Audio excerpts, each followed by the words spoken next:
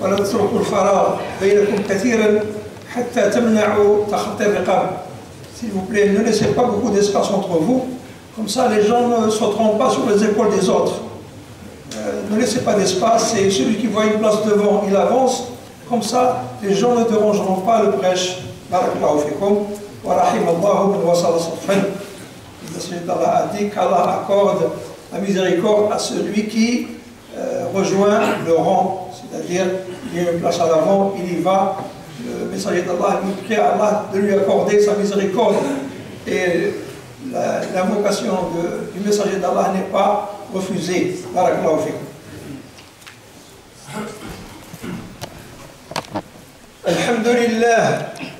Alhamdulillah Rabbil Alamin. نحمده سبحانه وتعالى شرع من الأحكام ما ينفع به الأنام، وجعل ذلك وسائل التقارب والوئام، وقسمة عادلة ترضي الجميع وتفي بحق الكل على ما كثر وقل. وأشهد أن لا إله إلا الله وحده لا شريك له، فضل بعضنا على بعض في الرزق ليبتلينا فيما آتانا.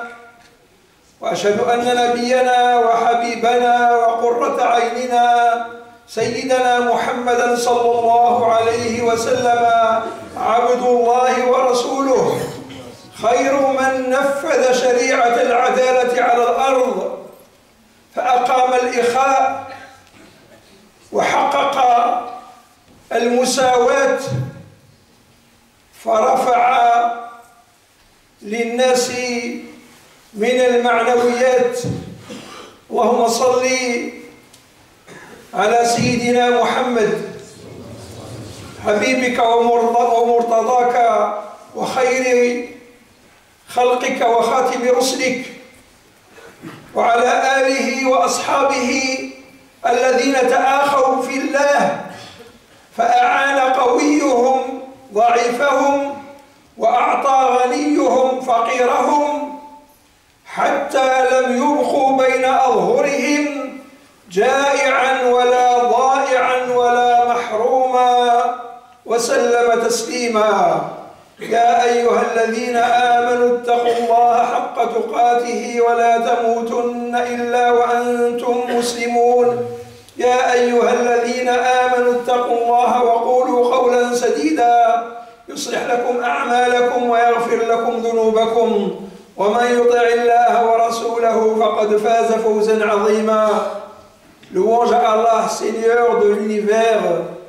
Je le loue, lui qui a prescrit des lois dans l'intérêt de l'humanité et dont il a fait des liens de rapprochement et de concorde, et une part équitable qui satisfait l'ensemble et qui donne à chacun son dû.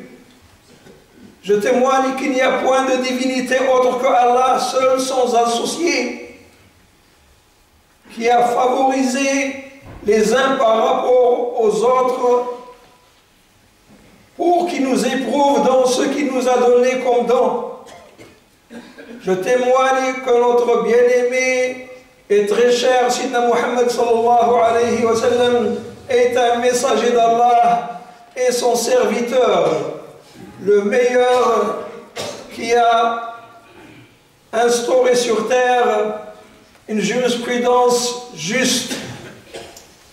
Il a établi la fraternité et il a concrétisé l'équité et a rehaussé le moral des gens. Seigneur, accorde ta salat, ton salut, ta bénédiction au plus cher de tes créatures, au sceau des prophètes, Sidna Muhammad sallallahu alayhi wa sallam, à sa famille, ses compagnons qui se sont fraternisés en Allah. Alors, Le fort d'entre eux a aidé le faible, et le riche a donné aux pauvres, au point où il n'est resté entre eux ni misérable, ni nécessiteux, ni déshérité. Ô vous qui avez cru, craignez Allah comme il se doit et ne mourrez qu'en pleine soumission. Ô vous qui avez cru, craignez Allah et dites une parole correcte. Alors Allah réformera vos œuvres et vous absoudra de vos péchés. Et celui qui obéit à Allah et à son messager, celui-là aura récolté un énorme succès.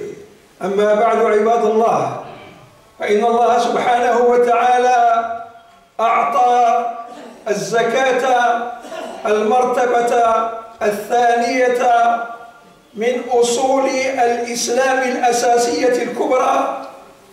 فبعد الشهادتين كانت الصلاة المفروضة هي الفريضة الأولى والركن الأول، وبعد ذلك الزكاة قبل صوم رمضان وقبل حج بيت الله الحرام دار الأمن والإطمئنان. وذلك يشعرنا بخطورة أمرها وعظيم قدرها عند ربها. وما أخذت الزكاة تلك الفريضة الجليلة هذه المنزلة وتلك المرتبة إلا لأنها تتصل بما لا غنى للناس عنه، فالكل لا بد أن يسد جوعته، والكل لا بد أن يستر عورته، والكل لا بد أن يأوي إلى موضع لنؤمته، مع فارق مما أوتي كل واحد منهم بين سعة الرزق وضيقه. وشاءت إرادة الله سبحانه وتعالى أن تفضل بيننا في الرزق وتجعلنا درجات فيما منح وأعطى، امتحانا واختبارا وتمحيصا وتقوية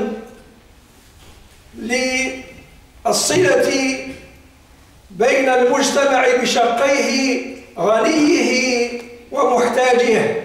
فلو كان المجتمع كله فقيرا لانقطع أمل الناس فيما بينهم، ولانقطع تبعا لذلك الاتصال والتراحم.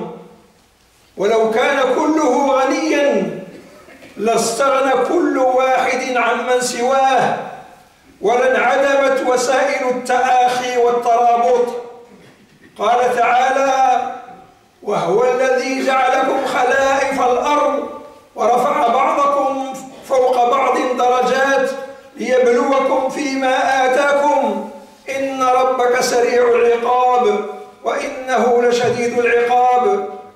وقال عز وجل: نحن قسمنا بينهم معيشتهم في الحياة الدنيا ورفعنا بعضهم فوق بعض درجات ليتخذ بعضهم بعضا سخريا ورحمة ربك خير مما يجمعون.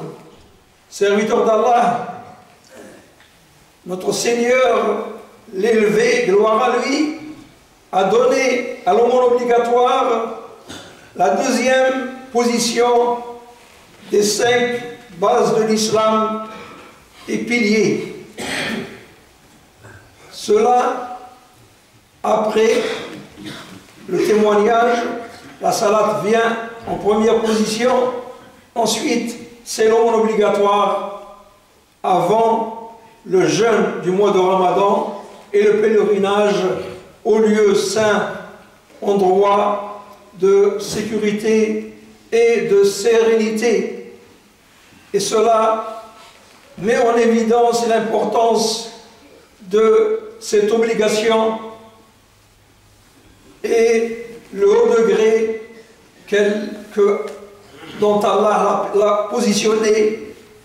Et l'aumône obligatoire, cette obligation noble, n'a pris cette importance et ce rang que parce qu'elle est reliée à une chose dont personne ne peut se dispenser, car toute personne doit assouvir sa faim, toute personne doit cacher ses parties intimes et toute personne doit trouver un droit pour dormir, avec une différence de don d'Allah subhanahu wa ta'ala entre l'aisance et le côté restreint. Et Allah subhanahu wa ta'ala a décidé de favoriser les uns parmi les autres, les uns par rapport aux autres, et d'élever de degrés d'autres au-dessus des autres dans ce qu'il a donné et favorisé, cela pour que ce soit pour nous une épreuve, un examen et un passage au crible de notre foi, et aussi pour renforcer le lien de la communauté entre les deux parties, la partie des riches et la partie des pauvres. Si tout le monde était pauvre, aucune partie n'espère de l'autre, et ainsi il n'y aura pas de contact, et il n'y aura pas de bienfaisance. Si tout le monde était riche, chacun se suffit à lui-même, et aussi de cette façon il n'y aura pas de moyen de fraternité et d'union. Allah subhanahu wa ta'ala a dit dans le Coran: c'est lui qui a fait de vous des successeurs sur terre et a élevé certains au-dessus des autres pour vous éprouver dans ce qu'il vous a donné. C'est lui qui dit aussi, subhanahu wa ta'ala, c'est nous qui avons réparti entre eux la subsistance dans la vie présente, et nous les avons élevés en grade les uns au-dessus des autres, afin que les uns prennent les autres à leur service. Et la miséricorde de ton Seigneur vaut mieux que ce qu'ils amassent. جعلني الله وإياكم من الذين يستمعون القول فيتبعون أحسنه وآخر دعوانا أن الحمد لله رب العالمين.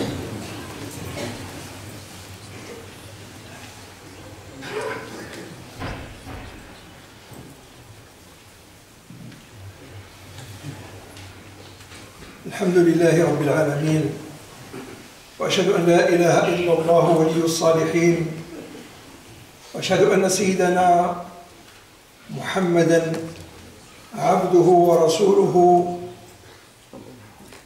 الذي أرسله الله رحمة للعالمين صلوات ربي وسلامه وتحياته ورحمته وبركاته على سيدنا محمد وعلى آله وأصحابه أجمعين.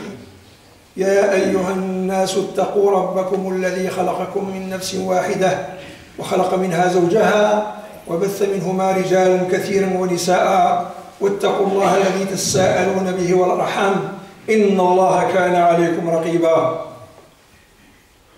Ô humains, craignez votre Seigneur qui vous a créé d'un seul être, à partir duquel il a créé son épouse, et de ces deux il a fait répondre beaucoup d'hommes et beaucoup de femmes.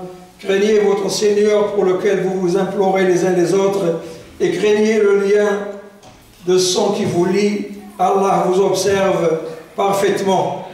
عباد الله، فكان بذلك هذا التفاوت في الرزق والمفاضلة في الدرجات أهم أسباب الترابط البشري لاحتياج كل نوع للآخر، وهذا سر من أسرار الزكاة. وقد يكون الفقير أشد حاجة، بل الغني قد يكون الغني أشد حاجة أن يساعده الفقير لما يقوم الفقير بأعمال عديدة لا قبل للغني بها. وكذلك الغني عليه أن يرضي الفقير حتى لا يحقد عليه ولا يحسده ولا يسرقه ولا يؤذيه في نفسه وماله، فبالتالي يسود النظام ويستتب الأمن. وليس من شيء لإتمام ذلك إلا بإخراج الزكاة وإعطاء حق الفقير الذي خصصه له ربه سبحانه وتعالى،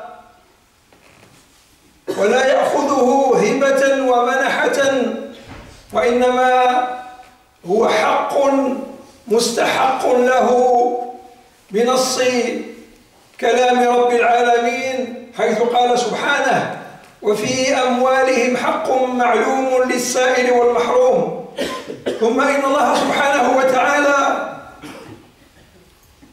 رفعا للخلاف وإزالة للشقاق اختص هو نفسه بتعيين مصارف الزكاة ومستحقيها، فقال عز وجل: إنما الصدقات للفقراء والمساكين والعاملين عليها والمؤلفة قلوبهم وفي الرقاب والغارمين وفي سبيل الله وابن السبيل فريضة من الله والله عليم حكيم. وعن زياد بن الحارث الصدائي رضي الله عنه قال: أتيت رسول الله صلى الله عليه وسلم فبايعته، فأتى رجل فقال: اعطني من الصدقة. قال: إن الله لم يرضى بحكم نبي في الصدقات حتى حكم فيها هو فجزأها 8 أجزاء، فإن كنت من تلك الأجزاء أعطيتك. رواه أبو داود. Ainsi, ce décalage entre la subsistance qu'Allah attribue aux gens et cette différence de degré est parmi les plus importantes causes de la relation humaine, tellement chaque partie a besoin de l'autre. Le riche a besoin du pauvre et le pauvre a besoin du riche, et c'est le secret de la zakat pour lier les deux catégories, et ainsi ils vivront en paix. De plus, le riche a besoin de satisfaire le pauvre pour qu'il n'exprime pas de la haine et de l'envie envers le riche, et qu'il ne lui fait pas du tort aussi bien dans sa personne que dans ses biens, et ainsi la paix et la sécurité sera instaurée dans la communauté. Il n'y a pas pour l'instaurer meilleur que de sortir la zakat et de donner aux pauvres son dû qui a été désigné par le Créateur des cieux et de la terre, lorsqu'Allah subhanahu wa ta'ala a dit: et ceux qui, dans leurs biens, ont une part pour les mendiants et les déshérités, une part déterminée pour les mendiants et les déshérités. De plus, Allah subhanahu wa ta'ala a évité qu'on soit dans un différend ou malentendu. C'est lui, l'élevé, gloire à lui, qui a pris la décision d'écrire les nécessiteux et les ayants droit de cette aumône obligatoire. Allah subhanahu wa ta'ala a dit: les aumônes, entre parenthèses, obligatoires, ne sont destinées qu'aux pauvres, aux indigents, à ceux qui y travaillent, à ceux dont les cœurs sont à conquérir dans l'affranchissement des jougs, à ceux qui sont endettés lourdement, aux voyageurs dans le sentier d'Allah et aux voyageurs, entre parenthèses, en détresse. Ceci est une obligation, une prescription obligée par Allah subhanahu wa ta'ala, et Allah est omniscient et sage. Selon Ziyad ibn Harith al-Sada'i, qui a dit: je suis venu vers le messager d'Allah, je lui ai prêté serment, un homme est venu et a demandé au messager d'Allah en disant: donne-moi de l'aumône. Il a dit: Allah n'a pas agréé à ce que le prophète juge et prenne une décision dans les aumônes jusqu'à ce que ce soit lui qui a pris la décision, et il a désigné 8 parts. Si tu en fais partie d'une d'elles, je t'en donnerai. Hadith rapporté par Abi Daoud. أما الذين يمتنعون الزكاة فإن الله سبحانه وتعالى يهددهم بالعذاب الشديد الأليم. قال تعالى: والذين يكنزون الذهب والفضة ولا ينفقونها في سبيل الله فبشرهم بعذاب أليم يوم يحمى عليها في نار جهنم فتكوى بها جباههم وجنوبهم وظهورهم هذا ما كنزتم لأنفسكم فذوقوا ما كنتم تكنزون. وعن أبي هريرة رضي الله عنه عن النبي صلى الله عليه وسلم قال: ما من صاحب ذهب ولا فضة لا يؤدي حقها إلا إذا كان يوم القيامة صفحت له صحائف من نار فأحمي عليها في نار جهنم فيكوى بها جنبه وجبينه وظهره في يوم كان مقداره 50,000 سنة حتى يقضى بين العباد فيرى سبيله إما إلى الجنة وإما إلى النار. Serviteurs d'Allah, les personnes qui ne donnent pas cette zakat, Allah les menace de son châtiment douloureux. Allah a dit: et ceux qui thésaurisent l'or et l'argent, avertis-les, mets-les en garde du châtiment douloureux, le jour où leurs biens seront mis dans le feu pour être chauffés, et ils seront cautérisés, front, flanc et dos. Et selon Abu Hurayra radiyallahu anhu, le prophète d'Allah sallallahu alayhi wa sallam a dit: toute personne qui a de l'or et de l'argent et qui ne donne pas leur dû, elles seront transformées en plaques de feu qui seront chauffées dans le feu, et ils en seront cautérisés, front, flanc et dos, dans un jour, tout le long d'un jour qui est l'équivalent de 50 000 ans, jusqu'à que le jugement soit terminé, et il verra sa destinée, si c'est à l'enfer ou au paradis. أيها الإخوة المؤمنون، إن هذه المصارف للزكاة تعطي لنا مصرفان يعينان أهل المسجد وعماره لتسديد دين الزكاة. فإن قول في سبيل الله على حد كثير من المفسرين أنه فيما يعود بالنفع على المسلمين. وأي شيء أكثر نفعا من المسجد؟ فيمكن أن نعطي الزكاة وهي داخلة في قوله تعالى في سبيل الله.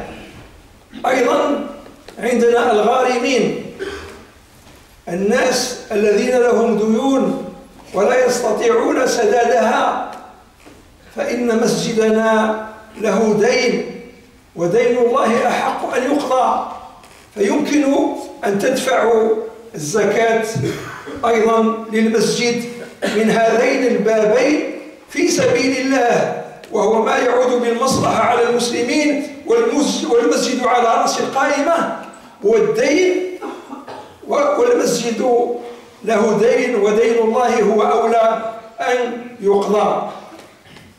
أيها الإخوة المؤمنون وأيتها الأخوات المؤمنات، نحن في شهر محرم الذي بدأ يوم الجمعة الماضية، وهو المسمى شهر الله المحرم. فقد قال صلى الله عليه وسلم: أفضل الصيام بعد رمضان شهر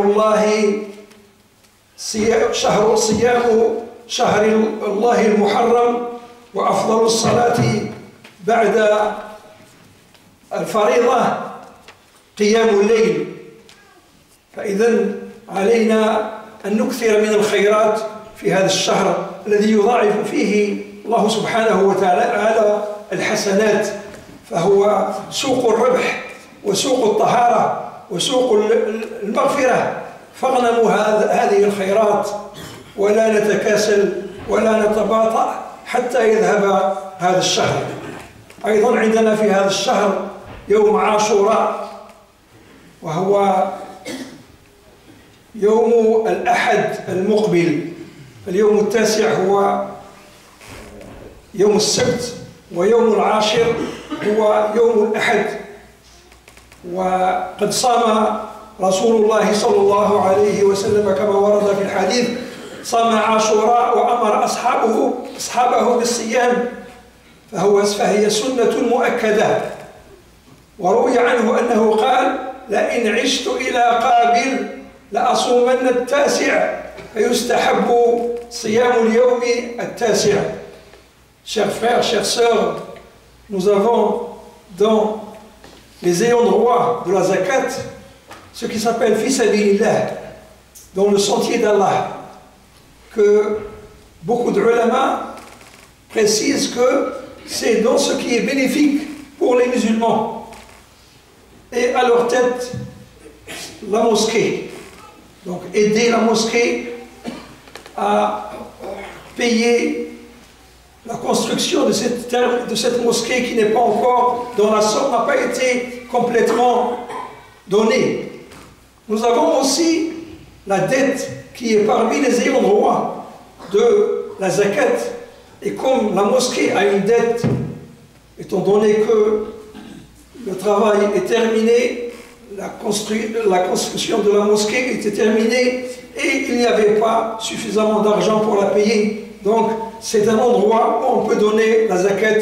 Donc je vous invite à donner la zakat. Entre parenthèses, les nécessiteux passent a priori, mais s'il n'y a pas de nécessiteux, on peut donner la zakat à la mosquée dans ces deux points que Allah a évoqués dans le Coran. Nous avons aussi dans ce mois béni, le mois de Muharram, qui est un mois sacré, Allah multiplie les récompenses et pardonne, purifie. C'est le mois où il faut en profiter de la faveur d'Allah subhanahu wa ta'ala. Et principalement le jour de Ashura, le premier jour de Muharram a été fixé par le CFCM vendredi passé, et le jour de Ashura sera le dimanche prochain, et le 9e jour sera le samedi. Et le messager d'Allah a jeûné le jour de Ashura, c'est une sunna, et a commandé à ses compagnons de le jeûner Comme il a dit aussi, si je vis jusqu'à l'année prochaine, je jeûnerai le 9e jour. Donc il est conseillé de jeûner le 9e jour, c'est-à-dire le samedi prochain et dimanche. Et celui qui peut, pourquoi pas, profiter encore plus, jeûner jeudi, vendredi, samedi, dimanche. Ainsi, Allah subhanahu wa ta'ala l'inondera de récompenses.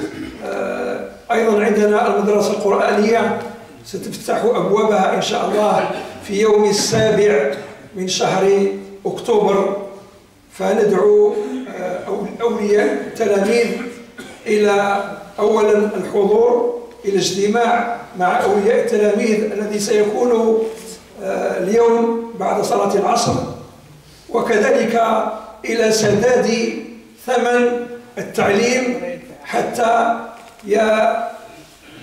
يبدأ التلميذ في الدراسة.